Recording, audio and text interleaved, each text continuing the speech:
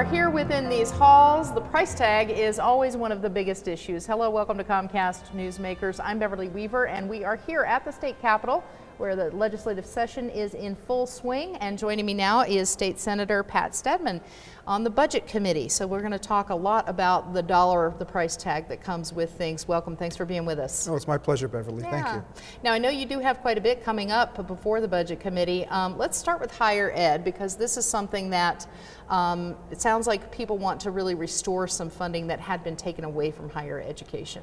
Unfortunately, the higher education budget is one of the most expendable things in the state budget. And through the past economic recession, it took some serious cuts. And this year, as our economy recovers, we're in a position to begin to restore cuts. The governor has proposed $100 million increase in our higher ed operating budget this year. Some of that is for financial aid, scholarships, and work study, but a lot of that is just operating expense for all of the state's public institutions of higher ed. And what we're hoping to see from that investment in higher education is containment of tuition cost increases.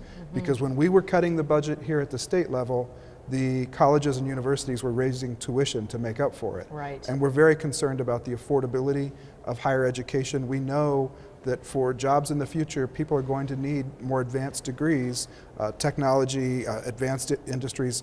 There's a lot of things we need to be doing to invest in tomorrow's workforce in Colorado, and this restoration of some of the cuts to higher ed is part of that. Right, most definitely. And I know that the DMV is also on your radar too.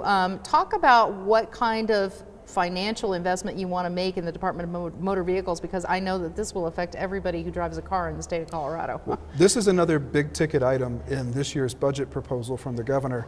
He's calling for a $93 million investment over the next 2 years to modernize the computer systems, the information technology infrastructure behind the DMV. This is going to speed along the process of issuing identity documents, whether it's driver's licenses or ID cards, but it also would revamp the computer system for motor vehicle titling and registration. And this has been a big problem, right? It is a big problem. The DMV is operating right now on computer systems that are about 30 years old. They fail quite frequently, they're down, and the office has to close and can't help customers. Right now, the average wait time when someone goes to the DMV is just about an hour. Yeah. We're hoping that after this new system comes online in 2 years, we can bring those wait times down to under 15 minutes. Yeah, and that will be amazing. Well, it'll be a big improvement, that's for sure. Yeah, and let's talk about disaster relief. I know that you know, are not on the ground with the disaster relief aspect, Senator, but in terms of the budget, you obviously have to look at that here at the state capitol to decide how to get help to people faster and how you can help them. Tell me what you're doing there. Well, you know, the state's been through a couple tough years now in terms of wildfires and last year's floods. The ability to respond to disaster situations, to have liquid emergency funds that you're able to mobilize to do what's necessary to respond to emergencies, very important. You know, through the economic downturn, we frankly didn't have a lot of ready cash available for disaster response.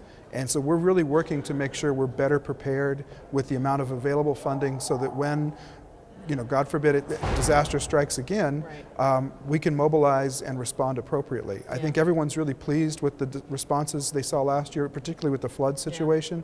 But we know that we've learned a lot from that, and there's a lot of financial maneuvering that needs to be done to pay back some of the funds that were borrowed in the short term and improve our solvency for the next disaster. A lot to do for the Budget Committee for sure. Senator Pat Steadman, thanks so much for joining us. Sure, it's my pleasure. And thanks for watching Comcast Newsmakers. I'm Beverly Weaver.